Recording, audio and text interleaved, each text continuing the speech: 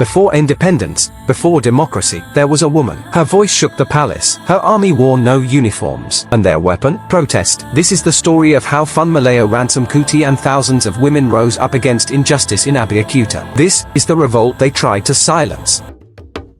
It was the 1940s. Nigeria was still under British rule. In the ancient city of Abeokuta, colonial administrators worked through local kings like the Alake of Egbaland. A flat tax was imposed on men, and then on women. The tax hit the poorest hardest: traders, widows, market women. And when the women complained, they were ignored. Her name was Funmilayo Ransome-Kuti, teacher, activist, and the first woman in Abeokuta to drive a car. She had studied in England, but returned home to fight. In 1946, she founded the Abeokuta Women's Union, AWU, and she was determined to challenge both the colonial government and the Alake himself. By 1947, thousands of women had joined the AWU. They organized massive protests, singing satirical songs about the Alake, beating drums, blocking roads, and flooding the palace courtyard. These were market women, mothers, grandmothers, but they stood like warriors. Funmilayo led them from the front, speaking boldly, challenging injustice. They accused the Alake of becoming a tool of the British. They demanded one thing: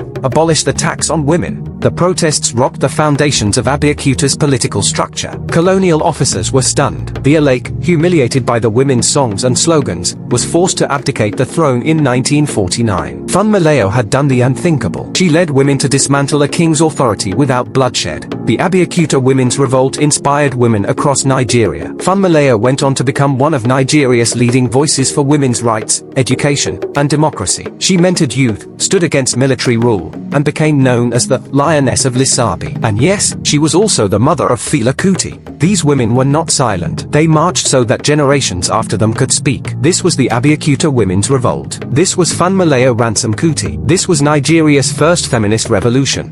Subscribe to Echoes of the Past. Discover the stories they forgot to teach you.